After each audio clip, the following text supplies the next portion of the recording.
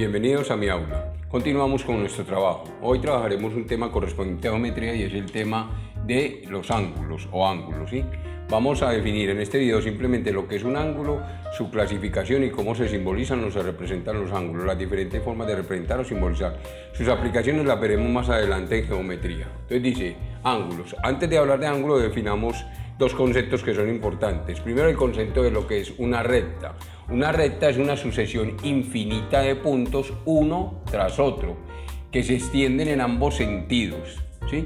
Una recta es una sucesión infinita de puntos, aquí hay infinitos puntos, ¿sí?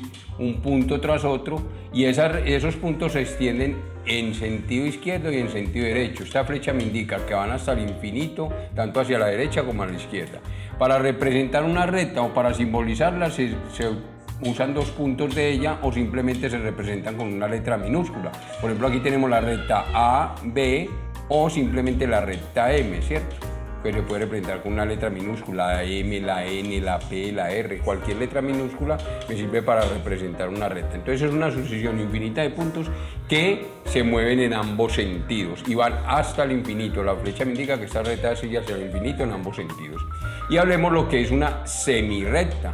Se define como la porción de una recta que está compuesta por todos los puntos que se localizan hacia uno de los lados de un determinado punto. Tenemos un punto y hacia la derecha tengo una semirrecta o la puedo tener hacia la izquierda. Aquí simplemente mire que no me indica que la flecha se desplaza en ambos sentidos. Aquí me está indicando que solamente es a la derecha. Es una semirrecta porque tiene un punto de inicio y sigue hasta el infinito, ¿sí? Para representar una semirrecta le colocamos una flecha que tiene un solo sentido en la parte superior de la letra AB o la letra L, pero le damos un solo sentido a la flecha. Entonces una sucesión infinita de puntos que tiene un punto de origen, ¿sí? Que le da el inicio, pero se extiende hacia el infinito. La recta no tiene comienzo ni tiene final, en cambio la semirrecta sí tiene un comienzo. La semirrecta comienza en el punto A y va hasta el infinito. La recta no tiene ni comienzo ni final, va en ambos sentidos, ¿sí? Ya teniendo el concepto de recta y semirrecta, definamos lo que es un ángulo. Un ángulo es la unión de dos semirrectas de origen común, ¿sí? Miremos estos ejemplos que nos ponen acá como ángulos. Tenemos el ángulo y tenemos la unión de dos semirrectas, la semirrecta B y la semirrecta A, que tienen un punto común o un punto de origen, ¿sí? Es la unión de dos semirrectas que se unen en un punto común. Aquí tenemos un ángulo, aquí también tenemos dos semirrectas unidas en un punto común, acá también, por eso la pinté así, una semirrecta hacia la izquierda y una semirrecta a la derecha y tienen un punto común, que es el punto O en los tres casos, ¿sí? Las semirrectas OA y OB, o A y OB, o A y OB, o lo puedo llamar como quiera, se llaman lados del ángulo. Este es el lado OB del ángulo, este es el lado OA. Y el origen común, O, se denomina como vértice del ángulo. El punto donde se unen las dos semirrectas lo vamos a llamar el origen, O, y se llama el vértice del ángulo.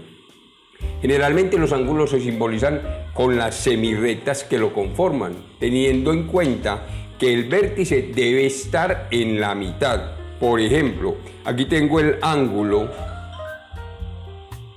lo representamos con este simbolito, ángulo AOB. Mire que el origen común o el punto el punto donde se unen las dos semirrectas siempre va en el centro. AOB o también puede ser el ángulo BOA, ¿sí? Ángulo BOB. O también se pone un gorrito encima de la O, ángulo A o B o ángulo B o A. Esta es la forma de representar un ángulo o simbolizarlo. Hay otras formas de representar un ángulo. En algunas oportunidades se puede denotar el ángulo con el nombre de una sola letra que corresponde al vértice o una letra del alfabeto griego, alfa, beta, gamma, tita, ¿cierto? O con un número y le ponemos un gorrito encima, ¿cierto? Entonces, por ejemplo, este puede ser el ángulo A, que le coloca en el vértice el ángulo A. Puede ser el ángulo alfa si utilizamos una letra griega, o puede ser el ángulo 1 o el ángulo 2, ¿cierto? Que se representan con un gorrito. Hay muchas formas de representar un ángulo. Miremos ahora la clasificación de los ángulos. Los ángulos los podemos clasificar de acuerdo a su medida en grados o de acuerdo a la posición que tienen con respecto a otros ángulos. Según su medida, los ángulos se clasifican en ángulo recto. Es aquel ángulo que mide 90 grados. Aquí tenemos un ángulo recto, el ángulo A o B tiene una equivalencia o una medida equivalente a 90 grados. Ese se llama un ángulo recto, ¿sí? Ángulo agudo es aquel ángulo que mide menos de 90 grados, ¿cierto? Menos de 90 grados. Este ángulo mide menos de 90 grados. Recuerde que el de 90 grados es este que tengo acá, que es el ángulo recto. Este es un ángulo agudo, mide menos de 90 grados. Podríamos decir 60, 50, 70, 80 es un ángulo agudo, ¿sí? Con tal que mida menos de 90. 89 es un ángulo agudo. El ángulo A o B es un ángulo menor de 90 grados. Ángulo obtuso es aquel ángulo que mide más de 90 grados y menos que 180, o sea, está entre 90 y 180, 90 y 180 grados, ¿cierto? Por ejemplo, este ángulo mide más de 90 grados. Recuerden que el recto que mide 90 grados estaría por acá. Este mide más de 90 grados. El ángulo A o B mide más de 90 grados, es un ángulo obtuso. Y tenemos por último el ángulo llano, que es aquel que mide 180 grados. Este ángulo llano es el ángulo A o B, tiene punto común O y es un ángulo que mide 180 grados. Si miramos, serían dos ángulos de 90 grados. Entonces, esta es la clasificación de los ángulos de acuerdo a su medida. Y también se clasifican los ángulos de acuerdo a su posición. ¿Sí? De acuerdo a su posición, dos ángulos pueden ser complementarios. Dos ángulos son complementarios si al sumarnos su resultado es 90 grados. O sea, la medida de los dos ángulos se suman y da 90 grados.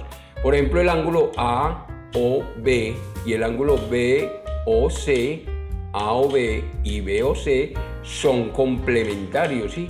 El A o B es complementario de B o C es complementario de A o B, porque la suma de ellos dos es 90 grados, ¿sí? Es 90 grados. Un ángulo es complementario de otro cuando al sumarlos suman 90 grados. Existen los ángulos suplementarios.